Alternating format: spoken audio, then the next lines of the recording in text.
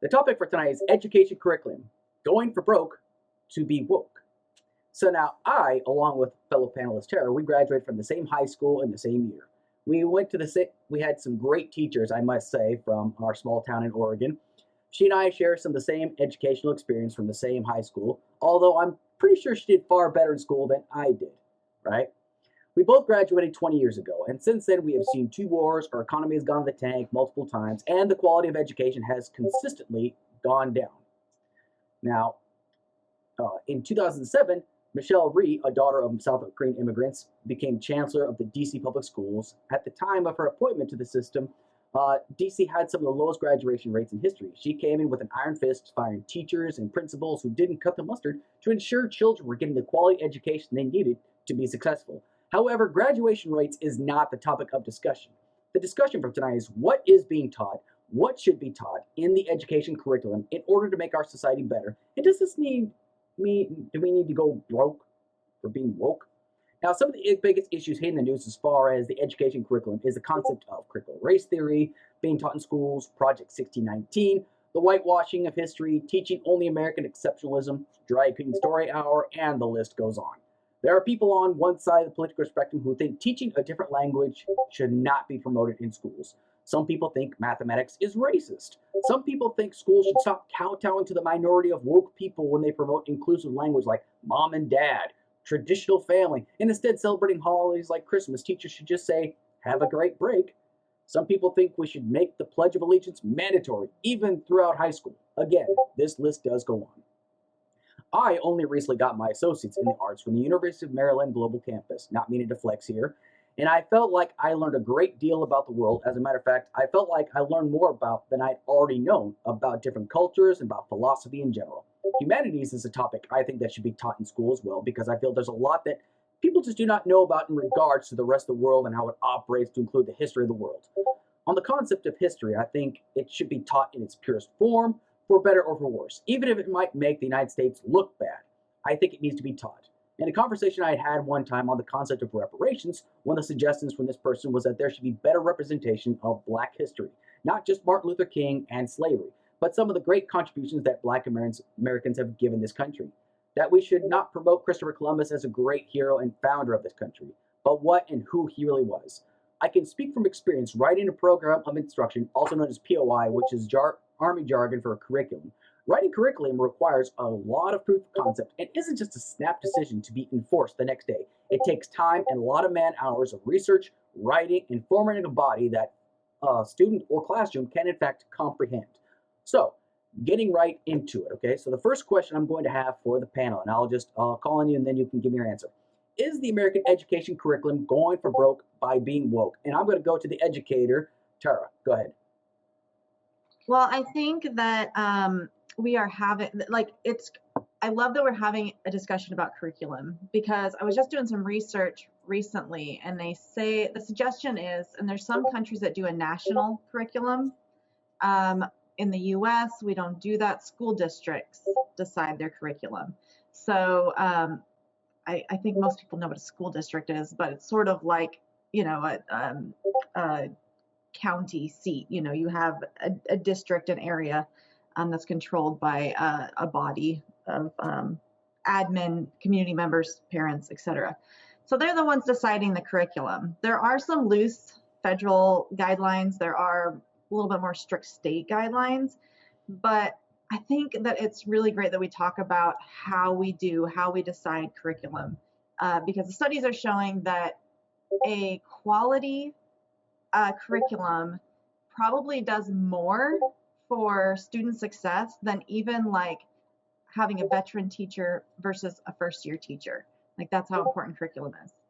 And I think that the only problem is we're having the wrong discussion about it. It's all caught up in CRT, and you had this debate the other day about queer theory in school, and I think people are completely sidetracked by that because they don't understand what it is and what it means, and I think they need to be educated about that, obviously. Sure. But it has to be a community effort. I think even if there is a more stringent federal guidelines about what kind of curriculum is taught, I still think communities need to decide, and that's parents, that's educators, that's admin, that is experts, whether it's in child development, child psychology. They need to be the ones coming together and saying, hey, here's what we see our kids need. Here's what we know is best for their success. Um, and I mean, that's going to be a wide range, obviously, of topics. I can't imagine anybody taking math out of the equation. Yeah. I hadn't heard that math was racist. And Yeah. I mean, as far as the humanities, yeah, I think we see some of that in high school. But yeah, what do we want our kids to know? Like, what is the core of being a good citizen and being a good human? I think sometimes we lose that side of things too when we focus too much on academics. Like, of course, kids need a basic working knowledge of language and mathematics and how to read and write, but also, like, is it important for them to know how to navigate the world and how to be decent humans? But do you think like the American curriculum is going is like trying to be woke too much, or do you think it's beneficial for people to learn these things that are so-called woke? Right. I guess I got a little far from It's okay. that. No, it's all right. It's all right. Yeah, no, I mean, I think a decent curriculum is going to be expensive, and people have to be willing to spend more for education. Now, does that mean this idea of wokeness? Um, I think it means truth. I think it means fair and balanced. I think the word woke has sort of become like a little problematic. The right seems to like to use it as a put down, and I think the left uses it as sort of a checkbox. Like, oh well, I've got that one under control because I gave money to BLM or whatever. Sure. So if we can somehow focus like what you're saying, yes, teach the history, right? But let's not sugarcoat it. Let's not sweep so much under the rug. And yeah, let's make it more inclusive, because let's be honest, like what you and I learned in high school was primarily written by white men, right? And it was about white men. There's a whole lot more history in the United States besides what was happening to white men. So yeah, let's tell some other stories, because that's overdue. Sure. All right. Backtracks, what do you think? Could you repeat the question again? The question is the American education curriculum going for broke by being woke? Meaning, are they trying to just be too woke and teaching people about what it means to be woke, like as far as like, not really focusing on, it's like what Tara said, like when she and I were in high school, like a lot of the stuff we were taught was like predominantly by white people, and it might have been whitewashed. So a lot of the stuff that we should be getting taught, like, do you think that they're trying to change the curriculum to be more inclusive and just by definition being woke? Do you think the American education curriculum is going for broke to try to get us woke? Do you think? So I want to talk about like the word woke for a second. I would agree that the word woke has basically no meaning at this point, and it is entirely useless as a mark, because it's just been used to such an extent it has no one really knows what it means, and it originally had a decent meaning of like breaking up to like the horrors of the world, if you will, and looking at how the world actually works and whatnot. But I'd say that there are instances where we've gone a little too far when we try to CIT. I've noticed, and maybe this isn't all of what it is, tends to lean a little bit too hard on homogenizing in the entire white population as just one entity that has the exact same psychology and acts the exact same way in social situations. And they don't do a lot to address Islamophobia, a lot of other issues that are very important, like xenophobia, which they can't have. If you are xenophobic, you can't have a reason for that, and we need to address that. But CRT doesn't really address that, and sort of focuses on the idea of white supremacy, which is a problem, but it is a problem which affects a very small minority of white people. And maybe there are instances where other white people, I've seen this a lot, have like little small instances where they'd be a little bit demeaning, but I mean, honestly, it's not white supremacy that's the issue. It's just learning to be more, just being a part of the community and not being so alienated from everybody else, and having this universalist liberal mindset of, oh, this is how all culture should be, and this is how I am, so therefore everybody else must be similar to me. That's just not how the world works. There's not a universal morality or anything of that nature. We have to be very particular with how we actually look at these issues. So we have to be, it has to be at the community level, but it also has to be mandated at some higher level to make sure that community level is sane, responsible, and it's not, there's no corruption or anything or any bad teachers or anything of that nature. So that's kind of my piece on this particular issue. Okay. Annihilus, what you got? All right, so I don't think woke necessarily has no meaning, although it is very subjective what you could call woke. But I want to get to the point of the complaints about wokeness in schools, which is there is literally nothing that a conservative won't call woke, whether or not it actually is. So I seem to remember it hasn't even been 10 years since the last time fundamentalist Christians decided they wanted to teach the controversy in our science classrooms, teaching that evolution by natural selection is only one of the accepted scientific theories, and that intelligent design is also a valid scientific theory. It doesn't really matter how much you actually give ground to the people on the right, they will always push backward. So it doesn't exactly matter whether or not something's too woke or not woke. What really matters is whether we're telling the truth and teaching all of history. Now, of course, we are talking about curricula here. We can't teach everything to everyone at all times within however much time we have to teach everybody, especially when, kindergartners are way too stupid to learn any of this. So it's all a matter of deciding which stuff to teach. And of course, this is where things get political. You cannot teach history without deciding what to teach. And if you decide what to teach, this will inevitably get political.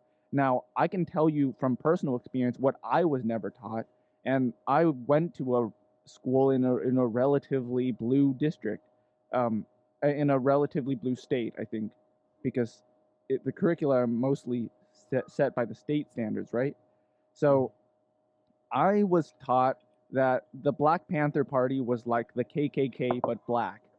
That's a problem. I think I learned more about the Vietnam War from literature class and reading some stories about it than I actually learned in history class. I didn't learn really anything about Martin Luther King. I mean, I learned about like the letter from Birmingham jail, but did I have any idea he was a socialist? No. So it really depends on where your priorities are. So when it comes to the actual facts of the matter, like we know 100% that this is the case, that there was systemic racism in the past. Yet people in Texas, I believe, or it might be Florida. I mean, they're the same to me, aren't they? They're trying to introduce a curriculum which strips out Martin Luther King, and it strips out basically the criticism of slavery as an institution. So what I'm trying to get at is there should be a debate on what we should be teaching in schools, but it's not like both sides of the debate are necessarily valid at all times. Okay. And yeah, that's basically where I wanted to start out. Nope, that makes sense. So does anybody here think that, and then I'll just kind of leave this open, like first come, first serve. Does anybody think that, being too woke might actually do more damage than it would do good? I would say yes, because it can alienate entire groups of the population towards ideas of hatred towards other, or self-hatred, which is not exactly better. It's better to self-criticize than to self-hate necessarily. I think going too woke is just, first off, it's a little bit cringy, and second off, it can just be, it's just like not accurate to have the actuality of of whatever you're teaching. It's just going way too far and going. Yeah, that's all. I'm going to go be redundant if I continue. Sure. Well, I don't think being too woke is a negative thing. At least I don't see it as like self-hatred. Mm-hmm. I was thinking more, and I think Nihilus had a great point as far as like what we can teach K through 12. Because at least here in Oregon, the founding of the country, like the Pilgrims, Plymouth Rock, Native American story, all that happens in elementary school. So at that age, are you going to be telling kids the truth about like what we did to the Native Americans and that it was really genocide? I don't know. I think that might be a little tough for, I know when my kiddo was in, I can't remember, it was kindergarten. I'm pretty sure it was kindergarten. It might have been first grade. I'm pretty sure it was kindergarten. When they were doing the first Thanksgiving. And this is like, it makes me cringe to think about it, but they dressed up in the costumes, right? And I they remember pretended. But this was like, so my middle kid he'll be 12 next month in like 12 days. So this wasn't even that long ago, Yep. right?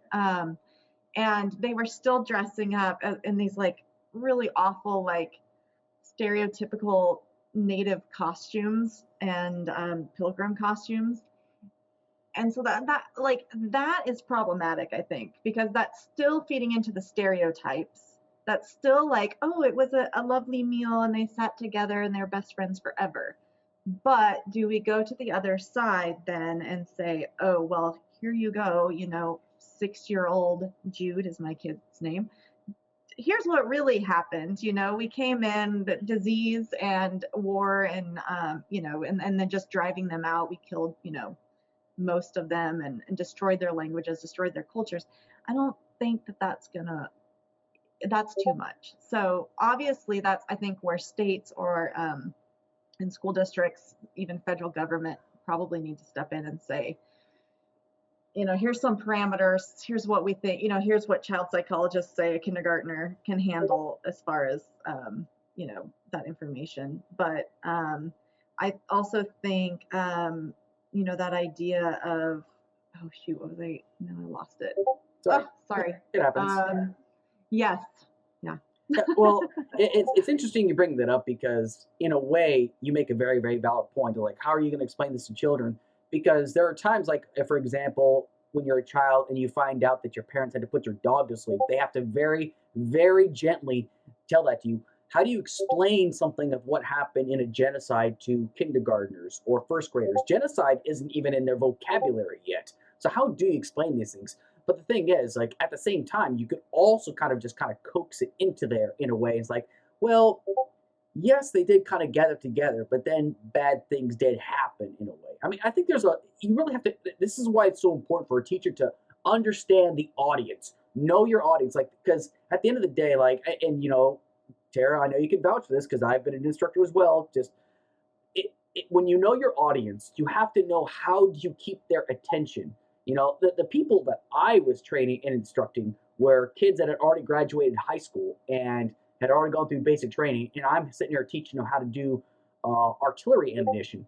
But what's the best way to capture their attention? You open with a funny joke, and then every now and then you open with another funny joke. Now, my funny jokes may not work in a high school or middle school format, but they work, and that's all about knowing your audience. So I think in a scenario like that, it's important that a teacher understands, how am I going to explain this to kindergartners or first graders about what actually happened? That's the way I kind of look at that. I mean, what do you think, Annihilist? Well, I haven't dealt with little kids for a long time, so I wouldn't be able to, I wouldn't be able to tell you too much about pedagogy or how to teach or communicate with little kids. I mostly just yell at a microphone in my closet and a lot of that stuff. Yeah. But yeah, so. But sorry. do you think that kind of makes a little bit of sense, or just like, or do you think there's like another way you can kind of go about it? Well, yeah, it makes sense, but I mean, going back to what I said earlier was that, well, it doesn't really matter how you frame this to kids. Some people will actually have problems with even the teaching of the genocide of Native Americans. Some conservatives might say simply that they're not ready to learn about this and that you should just withhold that information until X amount of time later on. So even if we're talking about how we're going to communicate these ideas to little kids, there's actually it's very difficult to keep it from getting political. That's fair. Before we go on to the next question, anybody else got a thought to add into it? I had a few thoughts to add. Go for it. Hit it. Especially with how Nihilist is talking, and I think this happens a lot. But I think we have to remember that conservatives are not just political people; they're also people, and you also have to acknowledge the fact that you have to address their concerns, even if they are ridiculous and nonsensical. We have to figure out a way to work with them because at the end of the day, they're not exactly half of our population, but they're a good chunk of it, and working with them is very important. Sure. One of my next points was that I watched a lot of videos on this topic. I don't remember enough about it to argue this point significantly, but Columbus specifically was not as bad as you make him out to be. He was sort of bad-mouthed after his death by the guy who wrote his autobiography, basically. I think that's what it's called. I don't know, but talking about a lot of shit about him and attributing events that didn't really happen under his command, if you will. But also there was a lot of issues even with that. Yeah. We also have to put that in the historical context and all that other sort of stuff. Also, the idea that the word genocide does include a cultural aspect, so it would actually be genocide. I'm not denying that it would be genocide, and it is genocide. Sure. It just is very important that a lot of people associate genocide with the Holocaust and very violent death, which is not necessarily the case. It is, and the guy who made the word genocide made sure to make it the point very strong that it is also about the dissolution of cultural and genocide. That specific issue. Yeah. Yes, exactly. Good point. Which can be a very interesting topic. Yeah, I have something to add. I think this may be something we might find some agreement on, that in the educational context, we should probably get rid of the word woke, because what even is woke? Oh yeah, is definitely. Is teaching evolution woke? Is teaching sex ed and like the way our anatomy works, is that woke? Because some people would argue that we should just tell people to do abstinence only. Is teaching the definition of socialism and capitalism, is teaching definitions, or teaching the fact that that racism didn't exactly just end after the Civil Rights Act? To what extent do historical facts become woke? And how do we differentiate that from the ideology of saying, oh yeah, we must be anti-racist and so on? I just picked it it's a nice spicy topic, so I won't lie. Yeah. Well, and it rhymes, so that was a nice. Well, yeah. Did you have something else, Consul? I think so, but I don't remember it. So sorry. If it comes to you, just let me know. So I'll go ahead and go into the next question then. So I think this is kind of relevant. I actually had this for a later question, but I'm actually going to ask it now. Do you think that the education curriculum right now is preparing students for the real world? So I'll start with a nihilist this time. I actually don't know. So okay, I'd have to pass on this one. Okay, Consul. Do you think it prepared you for the real world? I mean, to be honest, we probably should learn about some stuff that aren't in the curriculum. I can say this much, right? I think probably we should all be learning philosophy in high school at some point, maybe like a semester class. We should probably be learning at least a semester or a year of sociology, and we should probably be teaching like more substantially the way our future and our careers might work and career options. Like, for me at least, it seems like the obvious thing to do after high school is just to go to college, take on a bunch of student loans, and that's it. But of course, I don't think we're equipping our youth to be able to make such monumental and life-changing decisions like this. Like, if you take a bad student loan, you could be stuck with it for the rest of your life, or somehow even beyond, I bet. So these are some ways in which I would say the education system might fail the students today. What you got, Tara? Yeah, I think those are great points. So you have a lot to offer, Annihilist. I don't know why.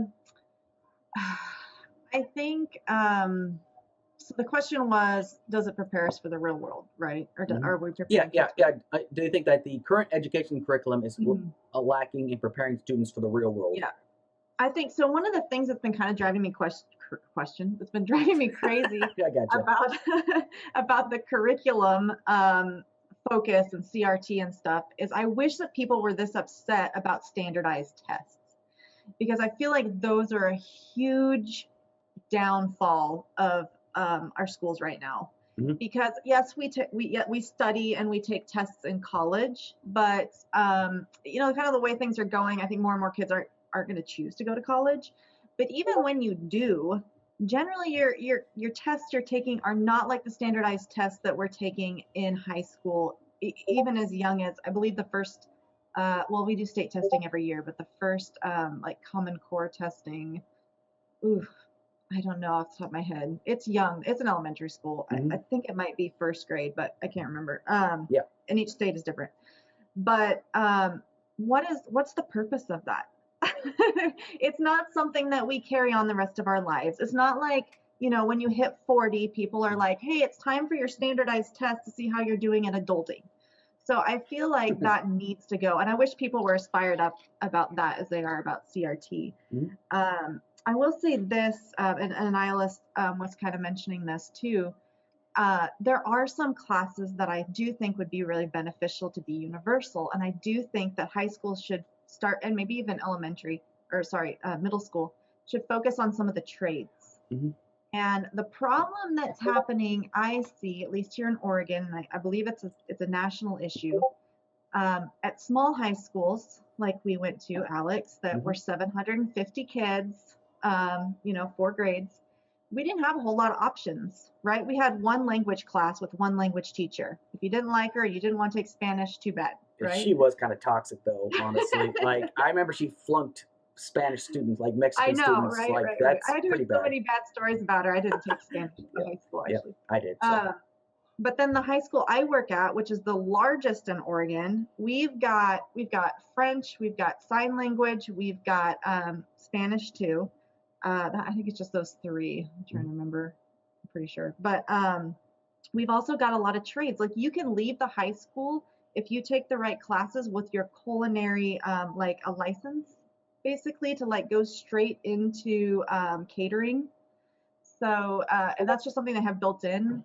It's there's also, let's see, they have shop, they have metal work, we have 3D printers, all these amazing great things. My kid goes to another high school here in Oregon that's pretty big, but not as big as the one that I work at, and they don't have even half of what the kids at the school that I go work at have options for.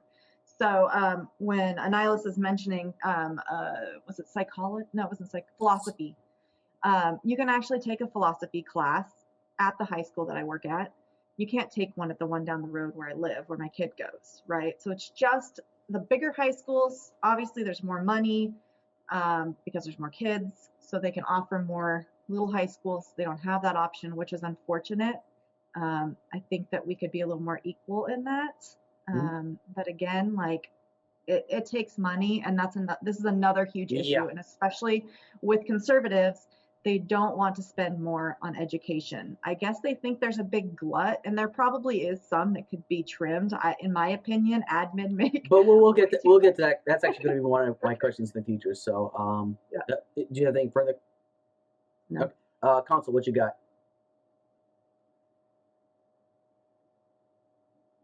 Okay, I have a few things. I think this is something I've thought of before, but it's still relevant now. I think, and I've kind of always thought this, because there's no way to avoid it, called curriculum being political. Accept it. Be political. Have people debate. Have people have their opinions out in the open, especially with like being very free and open about all ideas, any idea and all ideas, even the worst ones like fascism and those other issues. Because if you don't allow that to be even spoken, then these people will just continue to have those ideas, and if they cannot debate them openly and outwardly, you won't even know that they have these ideas. So it's already a danger to yourself and others if they end up becoming violent because of those radical ideas. So making it political, trying to teach it from as neutral as a perspective as possible may not be possible. So you should have teachers, and this is going to be very difficult probably, but and you can do this probably better through online stuff as well, because we do have Zoom nowadays, and we do have places where we can have massive amounts of people who are not in the same room talking about certain issues. Have people who are socialists come and talk about stuff, and have people who are, but just broadly expand education and make it more for people to actually learn not just certain skills and certain ideas, but also the ones that they're interested in. And I think England and broadly speaking, the European countries have that sort of system. I think it's time that we adopt something similar. I also want to bring up the point that I'm very staunch on. We should be teaching kids, this is going to be interesting, not always at a young age, but how to harm reduction, like drugs and other stuff, and how to do drugs safely, because inevitably these people, some of these kids will do drugs, and you need to teach them how to do drugs. I think there's this Dutch channel that's funded by the government, and they have videos where they do cocaine and they do all this stuff. They're very funny, by the way. I would highly suggest them. But they show you how to do this stuff safely. They tell you to always test your stuff, always do this other stuff. But that's also a very important aspect of being an adult, being a human, because you're going to run into these sort of things. And just teaching people to say no, well, it doesn't really work like that. You're not going to come to a situation when someone offers you drugs and it's going to be a no, yes or no situation. It's always going to be a friend or something else. It's going to be really, it's never a clean cut scenario like that. It never ends up like that. Let me see. Also, I had a question for Tara. This is something that I've seen a lot, especially in my days of schooling. Why do teachers never seem to go to the school their kids go to? Because that seems to be something that's very common. I see a lot. You mean work at the school that their kids go to? Yeah. I think the professional family life, maybe trying to separate. I don't know. I actually went to the well, my mom worked at the school I went to for most of my growing up. It didn't bother me. A lot of it has to do with where the job is. I did work in the same school district as my kids for most of their, well, probably half their schooling so far. They're not done yet. But there wasn't a job in their school, although I liked it. So we have a baby on my lap. Yeah. It's all right. Extra panel. I wouldn't mind working in their school. It'd be a fun way to check up on them. But and actually, I do know I work with people whose kids they go to the high school too, so it does happen. But I was gonna say too, that's interesting. I had no idea that in what you said, Denmark, they were doing the drug video. It's the Dutch. Yeah, I Okay. can send the video to. Yeah. But it's hilarious. Like, I mean, and it has like 3 million views too. So a lot of people, the entire comment section is just hilarious too. Like one of the first comments, yeah, it's just like, I mean, see that going well. I mean, like as far as like from parents' perspective. oh yeah, no, but They were gonna teach us parents would have to be self-harm. very, they have to be eased into that sort of thing, like Yeah. actually talking about it, because harm reduction is very important. Having a buddy if you're doing psychedelics and other stuff, that's like absolutely essential if you're actually gonna be doing these things, which you will inevitably be doing, because some people, it's just a statistical probability. It's just a matter of time. But yeah, and teaching people the resources they can go to and all that sort of stuff, which is, I think, a topic that might be interesting to discuss. Absolutely. Yeah, well, I have a question about that. Is that woke? Well, no, Because it's not woke. clearly the war on woke. drugs and the opposition to the war on drugs is connected to the idea of wokeness. How so?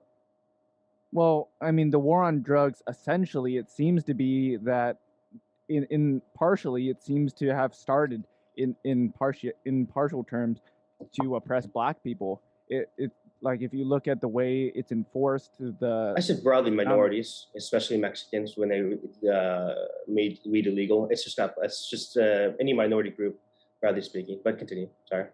Yeah, I mean, basically, I'm pretty sure it was an advisor to Nixon who basically admitted that they did it partially just to oppress people who were minorities Mexicans. or who Yeah, he were said like something about Mexicans that was hippies really and- disgusting. Yeah. yeah, hippies and like anti-war leftists, and basically that's why they did it. And of course, that might be connected to the idea of being woke. Well, I don't think we need to. You know, that's my whole thing. You don't need to make connect to being woke. You can just teach it as a separate issue. It can be part of the already structured drug program, which is, it has its. But how would we flaws. introduce it into the curriculum without conversations about it being woke? You have what? Just discuss that. Like, it's just a matter of practicality. It's not a matter of. It is a matter of debate and discussion, but at the end of the day, it's a very important thing to discuss. And I don't think we should talk about how we get these implemented, because obviously that's not really our prerogative right now. We're just discussing these issues on a panel, but in our ideal world or an ideal scenario, these would be discussions that would be had and discussed, and we could figure out a program of which mostly satisfy everybody's wants and their concerns. Those are all very, very fair points. But the main reason why I asked that question is because, like, the way things are taught is way different now. Like, for example, technology. Like, one of the main requirement classes, aside from language class, was another class called Consumer Survival. I'm sure Tara remembers that class. It was with Mr. Mills. So what they did was they taught you how to balance your checkbook. They taught you how to do your taxes. A lot of those skills I kind of deteriorate over time, and maybe it's just because I'm lazy, because I usually had, before I was married, I would actually have somebody else do my taxes for me. But it's just because I just didn't understand it enough. So that's the reason why I ask these questions. Like, are there skills out there? And I'm not saying that every child that is like everybody that's 18 years old goes out into the world and knows absolutely everything. That's completely absurd. I don't think people really have life figured out until you're like about between 25 or 30. Just because of the fact that you're kind of getting out there, you've finally broken the bonds of your parents, and now you're kind of finally out there experiencing life. Because when I turned 18, after I graduated, I joined the Army, and I just retired after 20 years, right? And I got a lot more life lessons from there, but I still contribute the fact that there's a lot of life lessons I learned in high school that actually helped me out there. Now, the reason why I asked this question is because there are people out there that are afraid that, children today, they rely too heavily on technology, or, for example, they're so immersed into social media, or, it's just some of the skills they're learning in high school or middle school isn't helping them out in the real world. And that's kind of like why I was bringing this up, because, I'm not, I've seen, okay, here's a good example, right? When I was at Fort Sill, there's like a spot near a network station where they give you government ID cards, right? Well, there's a marker out there that says, this is where Geronimo died. And I actually had a student ask me, wait, Geronimo was a real person? I'm like, yeah. And one guy, without missing a beat, said, I thought that was Latin for jump.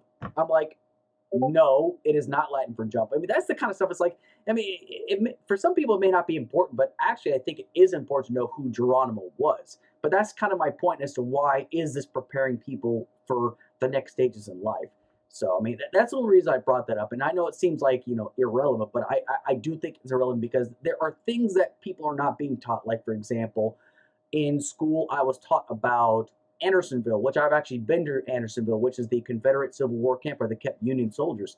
But I found out there was actually 3 camps that Confederate soldiers were kept in by Union troops. I can't remember the other 2, but one of them is Camp Douglas that was in Chicago, Illinois. It's things like that that I feel like we are not learning enough about, which is I'm not learning enough about our nation's history, and it's not making me aware of what our history is. And so this is actually going to kind of play into my next question. When it comes down to history, do you think it's being taught correctly in today's schools? Consul, what you got? Oh, absolutely not. But first off, I had no idea Geronimo was a person. I'm not even gonna lie to you, no idea. I am absolutely flabbergasted that's a thing. Okay, that's a little bit of a shell shock right there, but anyway, I want to bring the point that curriculum often lags behind of reality, and especially in the past decades, and especially with the administrative body and the teachers are usually a lot older and didn't grow up with this sort of stuff. So it's really hard to get an insight into actually what is this new generation? Like, who are these people? What is this new technology? And the technology has gone from the 90s to 2020, and just like that's like a huge difference in technology. And I think we just need to reevaluate the entire curriculum and just rework it, because it's an entirely different thing now. And especially with like last year to 2020, like the online classes and stuff, and I've heard that was pretty horrible and it's pretty bad, even from my personal experience and whatnot. And that isn't really adequate. Obviously there's reasons for it, but it is what it is. Actually, last year and 2 years ago as well. But we need to make a curriculum that is dynamic and adaptable and constantly changing and moving which is a little bit hard because obviously the teachers also have to be constantly learning, but that is a way Yes. of keeping everybody interested, I think. So I Yeah. think we set our curriculum up to, I don't know, to be particularly, because I might be speaking out of my ass here, but I think we set a curriculum and it's set for like 5 years or 10 years, and it just starts to be defunct. And also to get your point about history, we're not teaching history correctly. We teach a lot of lies, a lot of misconceptions, and a lot of gross misrepresentations of certain events. And we need to take out our political perspective, like the liberal perspective, not the liberal perspective in the classical sense, just no, more in the classical sense, just of liberal democratic values and everything else, but teach it in a broader context that's not so focused on where we live and our particular perspective on these particular issues. But that's my piece. Okay, Tara. Yes. I think the issue with history in particular, we're talking about because they don't teach world history in the U.S. in K through 12. It's all U.S. history, and then at least here in Oregon, we have there are standards where they have to learn some specific state history. Yeah. And I think most states, as far as I know, are like that. So you're talking about 400 years of history in 13 years that you have kids, kindergarten through 12th grade. Yeah. It's a lot to bite off and chew. Yes, right? it is. And the problem is we're making history every day. No kidding. I know. So in the high school, they start at about the turn of the last century, and they go up until as close as they can get to modern times. But honestly, and that's 1 year, because you get 1 year of U.S. history in high school. Yep. And the bulk of what we end up spending time on is World War I and World War II. Yep. Because they were pretty major. Yeah, of course. I think that if we can leave out, like Consul was saying, some of the bull crap, Yeah. some of the folly, and we can focus just on the truth, whatever we're teaching should be adequate. We know we can't teach it all. Mm-hmm. I mean, like the Geronimo thing, almost daily I'm learning something about our history that I had no idea, and I'm like, why did I never know this? Yes. But that's just going to be the way that it is, because we cannot teach it all. And I think that the focus needs to be giving kids a taste for it where they want to learn more on their own. Sure. And I think that's something that we will take from this year, a year and a half of distance learning, is that kids have had to do a lot of it on their own. Yep. And I hopefully now they have the skills and the desire to do some of that. I don't think that distance learning was all terrible. Control F is your friend. Yeah. Oh, and I was going to say too, there's places to work in history into other classes too. Somebody, oops, I guess that baby's gonna cry here in a second. Somebody was mentioning reading a book in English class. Was it about? I can't remember. I think it was the Vietnam War. Oh, is that it? Okay. And that was the first time they had heard about it. So I do think English classes should be doing that, and bringing that alongside, because obviously, like a lot of our history, all of it, I guess, we get from books, unless it's film or oral history. But that's a valuable tool that we have, and also in foreign languages. When kids are taking foreign languages like Spanish, there's so much Mexican American history that we could be bringing into that, because learning Spanish isn't just about the language; it's also about the culture. Of course. I mean, that's the one thing I definitely say is, like, when I learned Spanish is, like, it helped me work when I worked at the cannery, because there was a lot of people that didn't speak English there, but it actually kind of helped me harness my skills. But anyway, Annihilus, hit me. What you got? All right, so I'm gonna give a hot take here. Hot take. And Here we go. I'm gonna say that learning history by itself is absolutely useless. Like a lot of the times, I felt, especially early on, that I was just learning a bunch of fast facts. Like, what did the Great Plains Indians eat for food? Like, why do I care? Why do I care that they hunted buffalo or whatever? it doesn't really matter unless you can apply it to the real world in some sort of way. So if, for example, we say that that the buffalo, once the white people came and hunted all of them to death, which I don't know if even if this is accurate, I'm just saying hypothetically, that once they hunted all those buffalo to death, it fundamentally changed the way that the Indians had to live, and that could have been sort of a sort of cultural genocide. Or you could take like the idea to form an environmental message. For example, that if you kill all the food that you're supposed to eat, then there's nothing else that you can actually consume, and so you can craft that into sort of like a global environmentalist message. But early on, at least in school, I just thought, yeah, these are just a bunch of fast facts, and well, I mean, not all of them are even true. Like, I remember Tara, you mentioned that we learned a lot about World War One and World War Two, but then did we? I mean, we learned a little bit about it, but at least for me, I don't think we learned all of the important stuff that we might apply to real life. For example, I had no clue what socialism or fascism really was, and I came out of high school not really knowing it at all. And that seems to be somewhat important. I was basically just taught socialism is when the government does stuff, and fascism is when the government also does stuff, but also really mean as well. And I mean, same with the Civil War. Apparently, half of the American population doesn't even recognize that slavery was a primary cause of the secession. And and and it seems like, based on the way things are going right now, that in the future, in the history books, that January 6th Capitol riot will be taught in a similar way. There will be debates about whether or not it was actually Antifa at the Capitol riots. There will be debates on whether or not these people were heroes, because the way we have it now, where the states and the state legislatures get to decide what our national curriculum is, we're going to have people who just don't even know the basic facts of the case.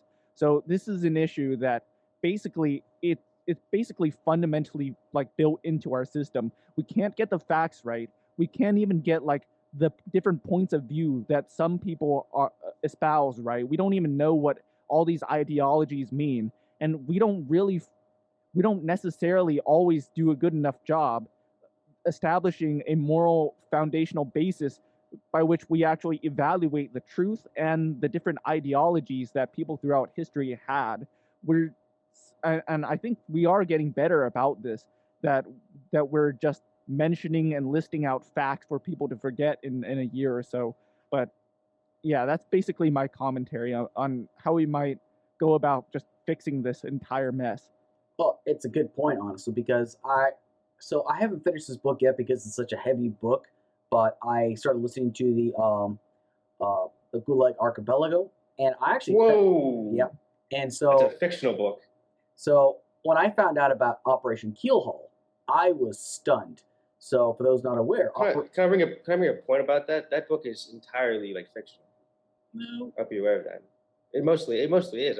From what I've read about it, because I am an ML, that entire book, and not unlike a lot of books written about the Soviet Union, wasn't based on any significant history. When the actual Soviet archives came out, which these individuals, these writers, cited and said that when these records came out, they will tell the same story that I am.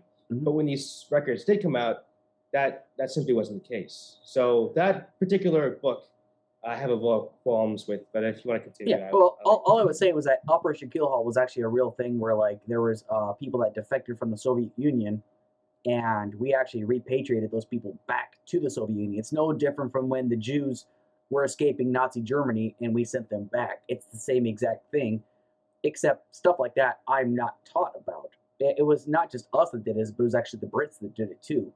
And it's little things like that where I don't know about these things.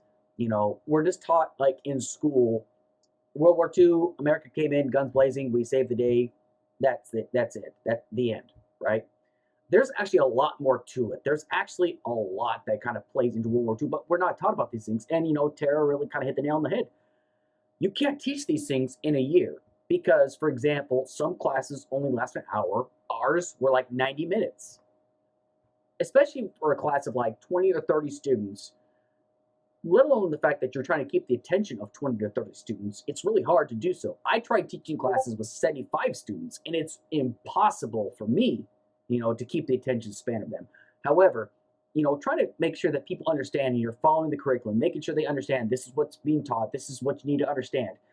Getting them to retain that information, you'll get a lot of students, you'll probably get a lot of students that, will get it, but some there's like, they're not even really paying attention, but it's just, I feel there's a lot that we are not taught in history. We are taught only part of it. And that's kind of why I brought it up, is because there's so much about our own nation's history we don't know anything about, actually. And like you said, as far as the Confederacy, honestly, yes, it's written in their Constitution that they are guaranteed, like, nobody's going to take, slavery away. Let alone the fact that, that there's a lot that people don't know, that Andrew Johnson actually reneged on the offer of making sure that, the slaves that stayed, once they were freed, they were going to get their 40 acres and a mule.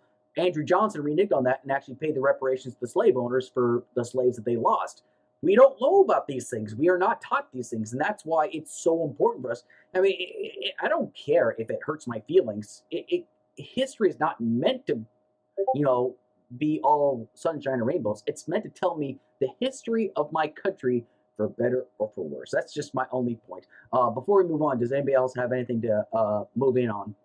I have a little piece Go here for it. as well. I think that first off, we should bring history and historical context into everything. For example, a lot of Darwin's work currently is being questioned because a lot of, as well as Gregory Mendel, because a lot of the stuff he did made assumptions that were unscientific and just, broadly speaking, doesn't follow the scientific method. And we're looking at genetics now and sort of reevaluating our position on it, which is a very interesting thing.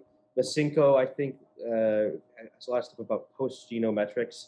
And I'm not going to lie to you, I have basically no idea what that means, but I am still trying to learn and look at that sort of thing. But I also think we should be taught how we should be taught to criticize everything we hear and critique everything we hear critically, in an actual critical manner, because I think a lot of the times we're just told to accept something as it is, as it's presented to us, and it should be instead encouraged to look it up, not only just look it up, but look at it critically, and trying to look at it from other perspective, and also learn how to criticize the media as well, which I think is something that right-wingers do in their own special way. But I think it's still important to do that, because there are things the media can lie about at a massive level, despite what we may believe about that sort of thing. But there are monetary interests behind those sort of things, and there are elites who do have a lot of money who can do these sort of things. So that's something to, obviously we're not going to teach on schools, but you know what I'm trying to say, which we need to be more critical in our actual teaching. Well, not critical in our way of teaching, but we need to teach kids to be critical in an actual critical manner, and challenge common narratives at every stage of development, I guess. Sure. Anybody else got anything before I do the next question? I was just going to say, I agree. I think, we can't teach it all. There's no way, but we can teach kids to be curious. We can teach them to be readers. We can teach them to think critically. And I have seen that being a push, at least here in Oregon, for about the last 5-10 years. This push towards teaching kids to analyze the text, to think critically. I think we could go a lot farther with it, because with the rise of, fake news and all that, and people believing everything they see on Facebook, obviously we have a ways to go. But although I will say that's mostly the older generation. But yeah, absolutely. Just teach kids to be learners. And, we won't be able to get all of history in there, but at least we'll give them the tools that they can look at it, they can critique it, they can think about it and learn about it on their own. Absolutely. Nihilist? Yeah, so when it comes to critical thinking, I think we have identified the problem that a lot of people just don't like to do it. But I mean, I think this might be connected to the fact that, for example, like, I didn't like to go to school, and I didn't realize really the value of school until I was basically like in 11th grade. Before that, I was just like, okay, we're just learning stuff, passing a test, and then we're forgetting stuff. basically was how it is. Yep. I mean, we don't really teach, we don't even like show people the value of learning stuff. And of course, if this is something that I touched on before when I was talking about like the Great Plains buffalo analogy, but this is all something that we probably need to be teaching in the form of a philosophy class. For example, like we probably want to teach people about the basic concepts of epistemology, like how do we even know what is true or what is not. We probably need to teach them about logical fallacies and have, you know, as frustrating as it might be to have a bunch of people in our class running around identifying every single thing that you say wrong.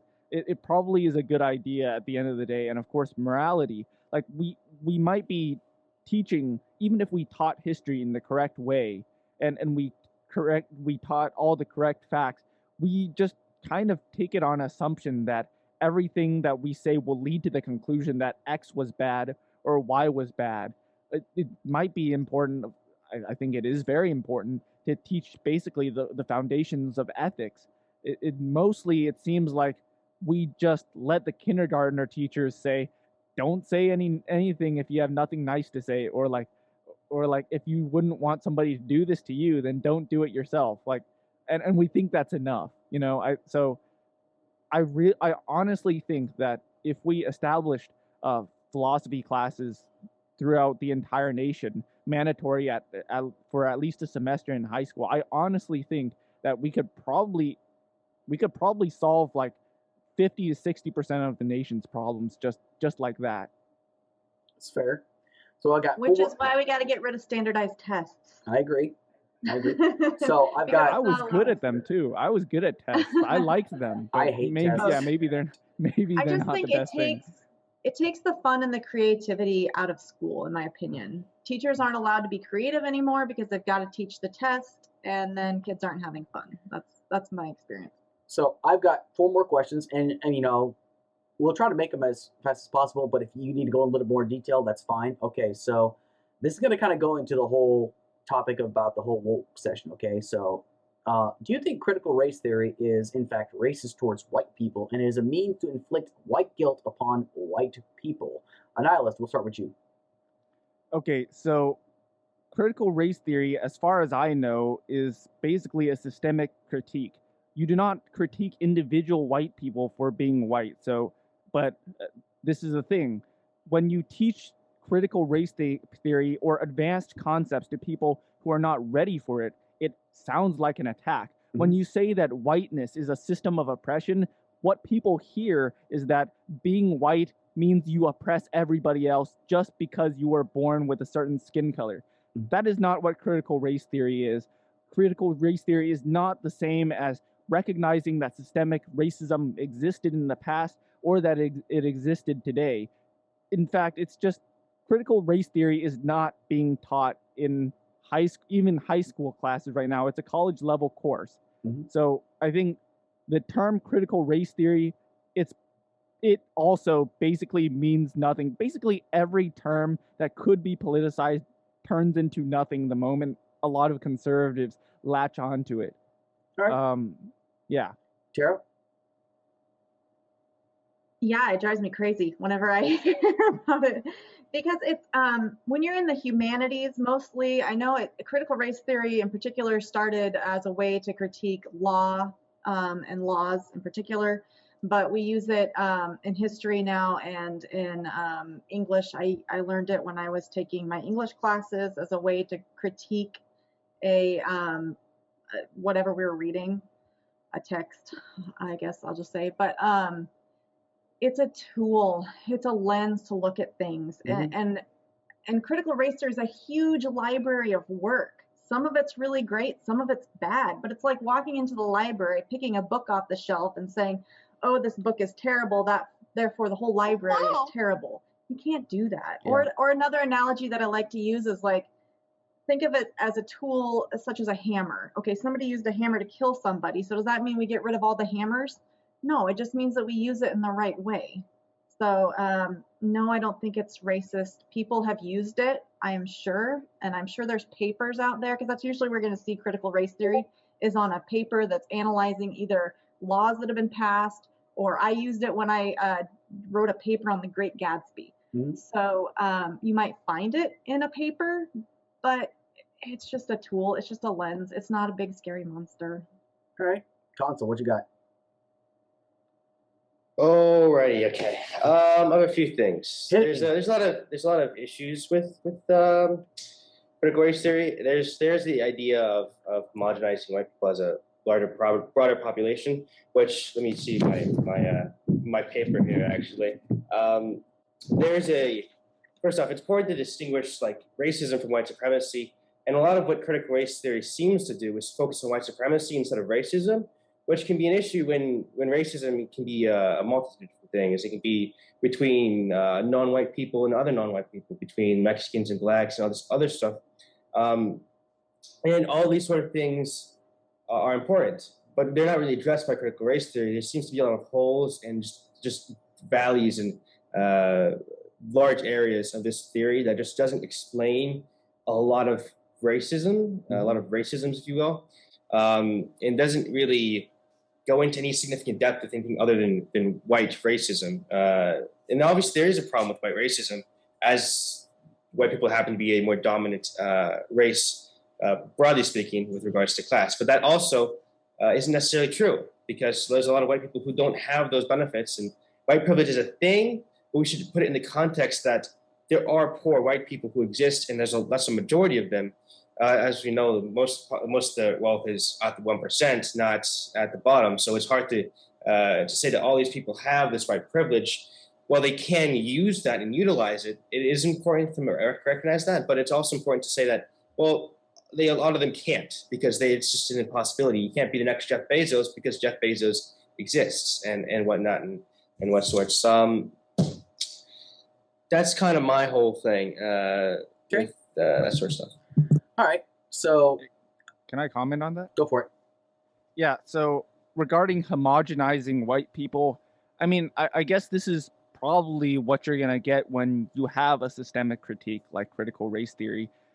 I mean, the basic concept is that people over large demographics and large amounts tend to behave in similar ways and predictable ways. It's not necessarily. I would disagree, especially with white people, because that, can I interrupt you here? Just for 1 second. Sure. The problem is white people don't exist as a large group. In actuality, they exist in particular communities all around the United States of America. A group of white conservative women in Kentucky are not going to act the same as a group of white liberals in New York City. Okay, that is two different entire populations of people. You cannot use them as a homogenous population, because they are not.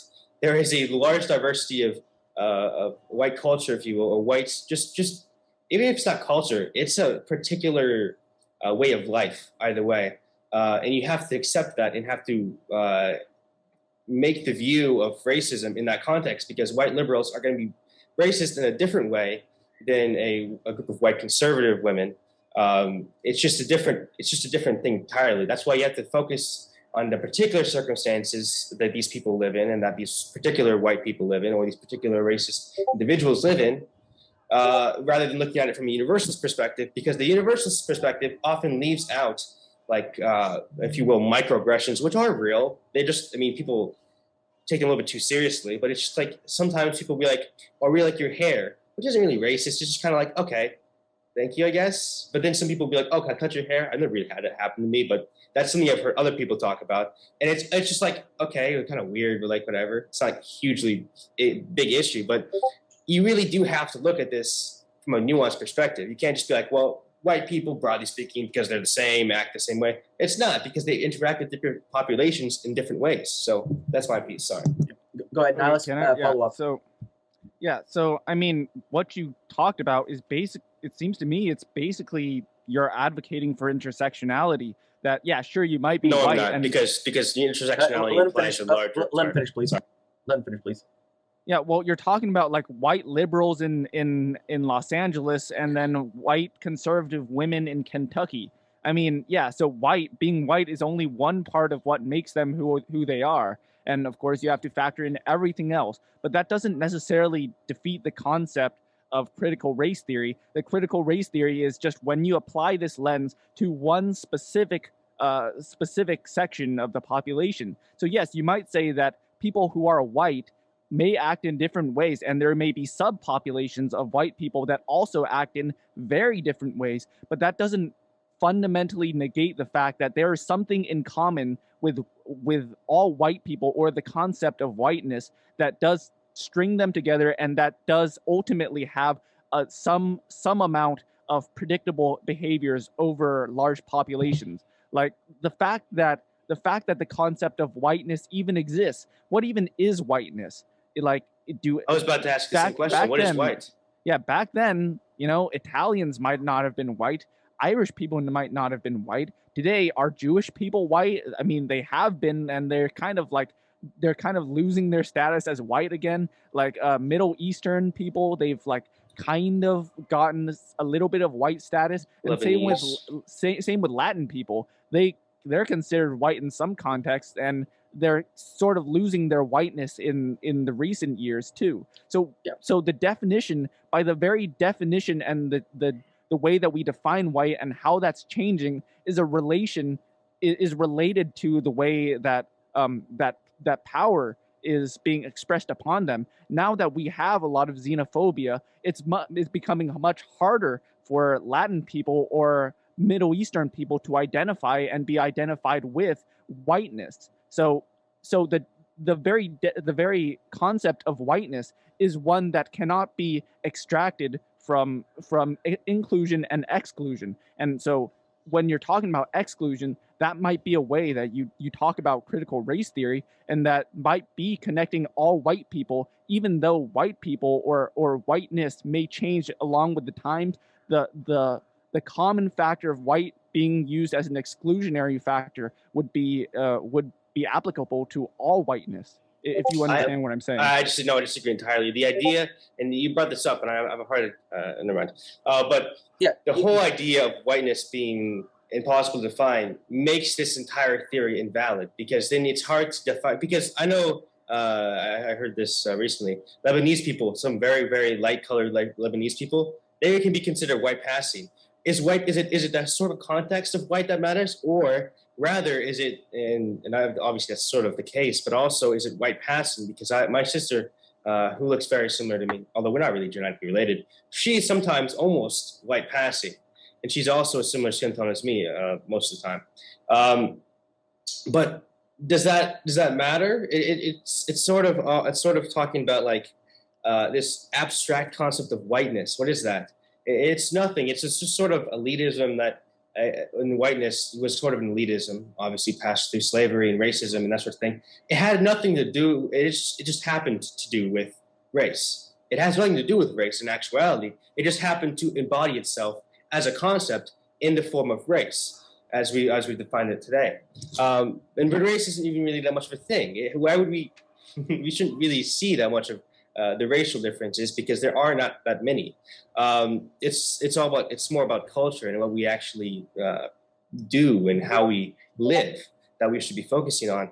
And it has a lot to do with what class we are, because obviously the slave owners were all white for the most. They were all white. And talking about that as a class of people, the elites at that stage were the white people, and even the lower when slavery ended, there were sharecroppers. A lot of sharecroppers, not a lot of them, but a good amount of them were white, which was basically slavery without the actual labor of slavery, because you paid very little and you still had to live on the plantation and all this other stuff. But we should put that in the context of how class influenced that, and how class has influenced the racial relations, and the idea of racial relations that's been pushed upon us for a while, the racialization of people, it just sort of divides us, broadly speaking. We should celebrate culture and not focus so much on this abstract concept of race that clearly has no definite definition. Yeah. So I know we could probably talk about this for another few hours, but I actually do kind of have moved this thing along. But, the question about what is whiteness is a very good topic, because, people don't really understand what whiteness really could mean, because for crying out loud, the name Caucasian is derived from the Caucasus Mountains, and guess who's from there? The Chechens.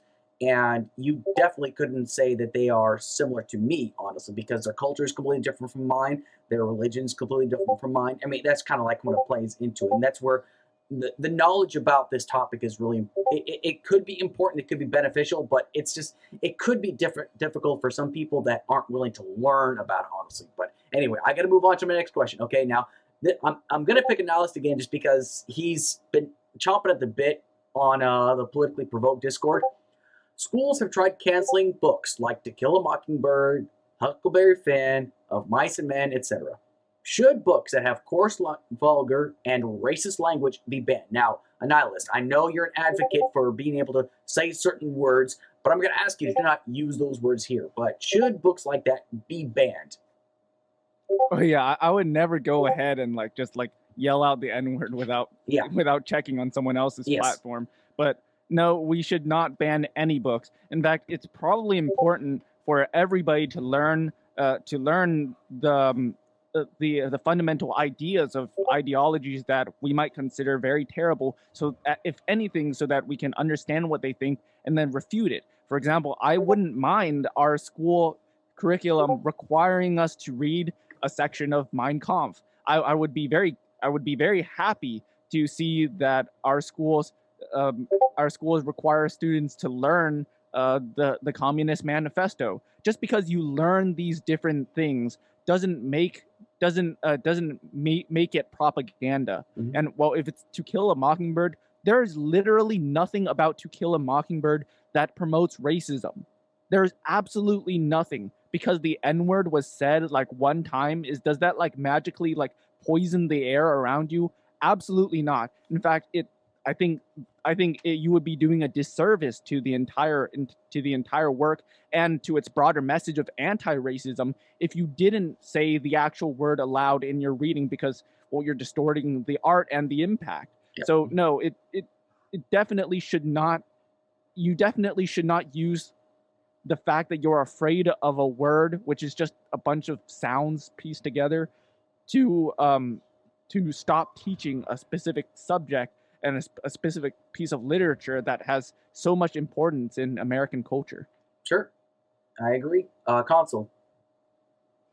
I feel like at the end there, you sort of demeaned what words are, because they also have historical context and other stuff. But besides that fact, I broadly speaking agree with you.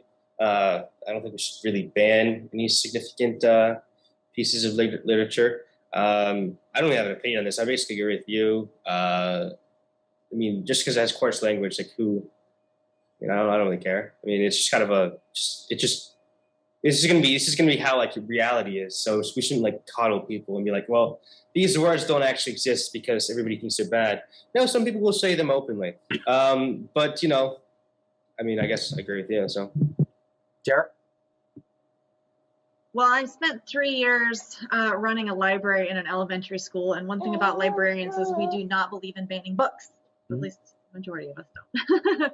So when I've heard the controversies, my first thing is no, absolutely not. A few years ago, there was a big movement to try to get rid of the Little House on the Prairie books, and there's definitely language in there that's problematic. Sorry. It's okay. She's been quiet until it was my turn, and then yep. But my point of view is, yes, of course, still teach the Little House on the Prairie books, but also let's bring in something else from a Native American point of view. Mm-hmm. Okay, and there's plenty of great books out there written from that perspective by Native peoples that we've never even considered or used in curriculum. So that's my go-to, and I think. We all kind of agree. I totally agree with the nihilist. However, I guess I shouldn't say I totally agree.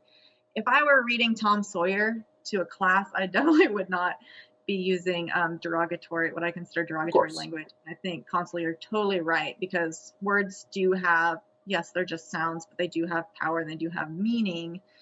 An example I have, when I was working in the elementary school library, we were doing a read aloud.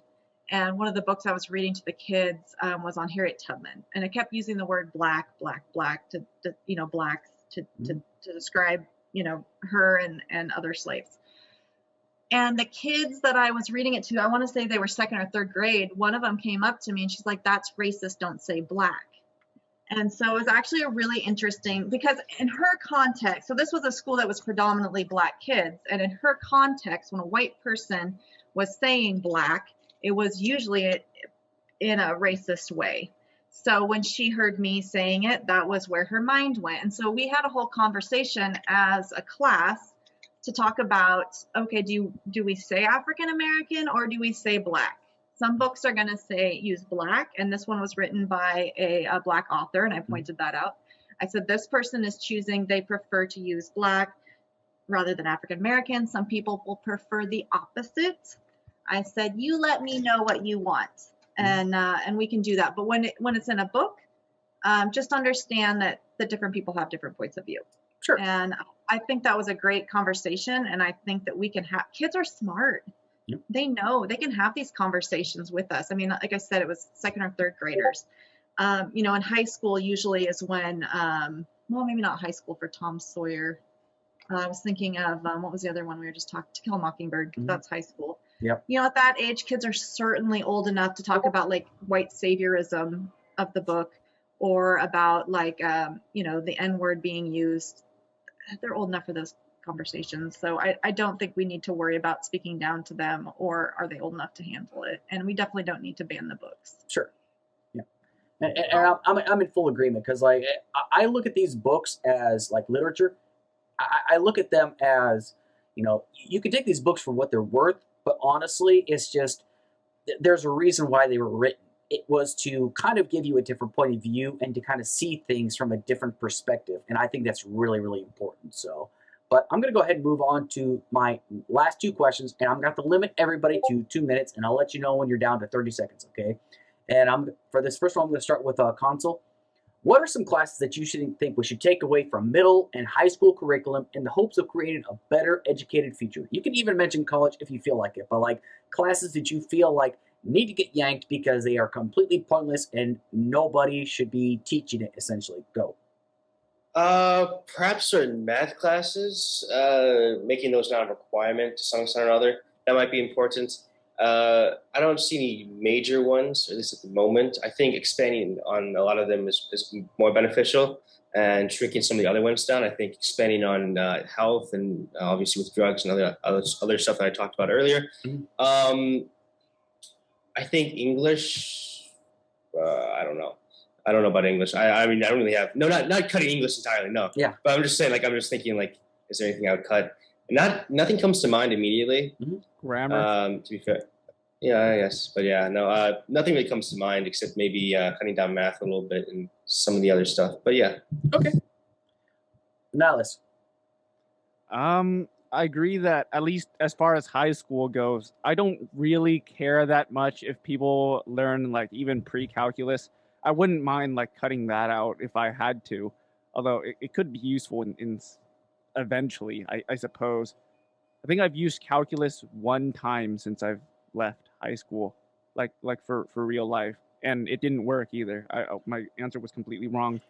The other thing is, I suppose PE. I mean, like, come on, let's just admit it. Like, people are gonna get fat and they're gonna die. Like, okay, like, morbid. Maybe we should just do something more useful with that time, and maybe like provide better lunches. You know, like make better food regulations. You know, I don't trust people to take care of their own health anyway. Just screw them. They can just get fat, whatever. All right, Tara. I cannot think of a single thing that I would cut. Well, adding is the next topic. So if you can think of anything that you would like take away from, like, what would it be? I mean, wait, I just thought of something. Perhaps homeroom. I don't know. It's kind of cringe. So you can't think of anything, Tara? Okay. We do have this class called advisory, and I think most high schools and middle schools, do it now. Yep. I would get into it if the baby wasn't being crazy. Yeah, I got you. All right, so now my last question before we actually sum this thing up is like, what were some classes that you would actually love to see added to the curriculum in the hopes of creating a better educated future? And once again, you can't actually add college, but I'm pretty sure college offers these courses. But if you want to talk about middle school and high school, what class would you prefer? Or you can 2 or 3 different classes that you would love to see added to the curriculum. And, you know, Tara, are you able to go first? Yeah, I think I'd just like to see more in the way of a course of study.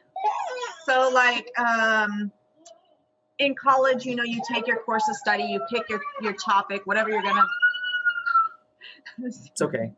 whatever it's gonna be, and then you start down that path. You have to learn the core stuff, but then most of what you take, sorry. It's okay. That's my answer. Okay. Consul. Probably some more advanced political stuff, or at least some more basic political stuff. Just learning about politics, learning about how to participate in politics. That's something that I think would be important. I think broadly speaking, applying history to almost every topic you talk about, talking about the history of certain things, the history of science, what we talk about now, if that's even accurate with what we talk about now, obviously with the genetic stuff I was talking about earlier, that's sort of relevant. But yeah, adding history to basically everything and teaching people a little bit about politics, just like broadly speaking, and not being afraid to be political, but also, I mean, it's hard because teachers can be not great and stuff like that. But you know, it's something that we have to work on. I think it's my piece. Certainly. A nihilist. All right, so I think I've done a few spoilers on this because I've talked about this a lot. But yeah, basically four classes that I think need to be added. They don't need to be like all 4 years or anything, but the most important one is philosophy. In fact, I'd wager that we'd get at least a social democracy or a socialist society within like a couple generations if we implemented philosophy now. Sociology as well, that probably should be a semester a year. Technology, computer science, as much as I hate computer science and as much as I hate the fact that we have to do it, we probably have to do it. And then life skills, basic stuff like probably like just basic cooking, like balancing your checks. I was never taught that. Yeah. I'm in full agreement with you. I mean, honestly, I think some of the most important classes that you could get in high school, you don't really always get because you get them out in the real world. Honestly, like consumer survival was beneficial to me, but honestly, I think it needs to be more in depth. Honestly, and I think other classes, for example, I think humanities is probably one of the most important classes I took because it really kind of helped you understand the culture all across the world. I mean, I've been to foreign countries. I've been to Iraq. I've been to Kuwait. I've been to Afghanistan. I've been to Kyrgyzstan. I've been to all these different countries. I lived in Germany. But like when I took the humanities class, I learned more about different cultures, different countries, and how they approached the conclusions that they did. And philosophy is also a good one. Sociology is a great class, honestly. And they talk a lot about morals. They talk a lot about ethics. I think it's and they talk a lot all these things that it kind of gives you a good understanding about why it's necessary for us to learn these topics because at the end of the day, it's just it's kind of like what Tara said earlier. You have to create critical thinkers. If you just create people to be drones, they're not really going to learn anything. They're just going to like, well, because this person taught me, therefore this is the word of gospel. People have to be able to see things from a different perspective and to be critical thinkers and to understand how can I overcome these problems. I mean, I think like problem solving is, it may not necessarily be a class, but it's just like I think teaching students about adversity can really kind of prepare them for the real world, honestly, because growing up, from the time I was 18 all the way up until now, there were times like I felt like wanting to give up, and it's just you could probably say that you could have like a backbone or a structure or a foundation, people, friends, families to fall back upon, but some people don't have that option. Some people need something to kind of help find them purpose. I mean, it may not be a class that you can really teach, but I think stuff like that, teaching adversity, how to overcome adversity, is a real beneficial skill for people to learn from. So, but before I go ahead and close up, so I want everybody to kind of give their final thoughts about like tonight's panel, whether you learned something, you didn't learn something, or what you feel was beneficial from it, or just what you think about the overall topic in general. And we'll go ahead and start with Consul. What you got? Well, I'm gonna have to go look up Geronimo after this, but figure out who that guy was. It just absolutely blew my fucking mind. But either way, there's some stuff that I don't know if I learned a lot of stuff, but I definitely expanded on. Well, I guess I did. I expanded on my knowledge Sure. that I already had previously. I think it's been a very constructive conversation. Mhm. But yeah, that's sort of my piece, I guess. All right, Tara. Yeah, I think it's been a great conversation, and I think it's the kind of conversation that needs to be happening in, school boards and town halls and such all over the country. Not fighting over silly things like CRT, but talking about what do we want our kids to learn, how are we gonna implement it, and I guess just the community being more involved and also being willing to take the advice of experts because they're experts for a reason, right? Sure. A nihilist. A nihilist. Oh man, I was muted. I didn't meet I you. clearly haven't learned anything. No, but I'm just glad I was able to stay out of rage mode and, doing the blood sports debate thing. Yeah. I think having an actual educator here in the room allows me to spout some of my more hot takes because, Tara would probably, reel me in if I started going too far. But yeah, I think this was a productive conversation. I'm glad. At the end of the day, here's my whole entire thought about what's being taught in schools. People are going to have hot takes about what should or should not be taught to their children, regardless of what. You're always going to have that one parent. You're going to have that one person that's going to come in and saying this should not be taught to our kids because maybe they don't really understand it. And I'm sure Tara has probably encountered these parents.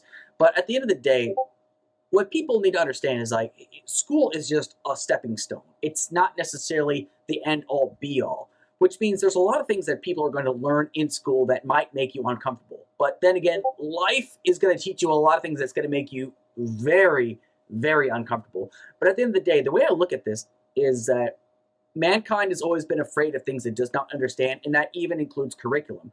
People might be afraid of learning about critical race theory. They might be afraid of learning about the wars that we've had. They might be afraid to expand and think outside the box because of things they might be been taught at home. But honestly, you have to learn these things because even if you just dump it at the end of the year, it might come back to you as like, wait a second, I learned about this. This might actually be beneficial. I'm not saying that's a huge guarantee, but at the end of the day, we need to kind of understand is this. Once you leave high school, that's where your learning truly does begin. You're just being taught stuff where the curriculum actually plays into it. The people that are taught that are paid to teach this stuff to you, this is curriculum that is well above their pay grade. They're being told, okay, you have to teach this. And then if something actually proves to be better, then eventually going to change it, but it's going to take a great deal of time. It's not something that's going to happen overnight. But people tend to be afraid of stuff that maybe they're not used to hearing about, which is why some people might need to give it an extra chance, honestly. And I'm not saying it's a perfect system. There's a lot that we have to improve upon, especially within the educational system. But however, I'm not a school teacher. Like I said, I just recently got my associate's degree after 20 years of not going to school like high school. I graduated from high school in 2001, and I just now got my associate's degree. But I've gotten kind of a bad excuse for it. But it's just, I felt like I learned a lot, even learning over a global campus about humanities, psychology, and I didn't learn it from YouTube. I mean, yes, they had it on there, but it's just like the teacher was able to put together a good lesson plan for me to draw and get an idea from. And I think that's where it really kind of comes into.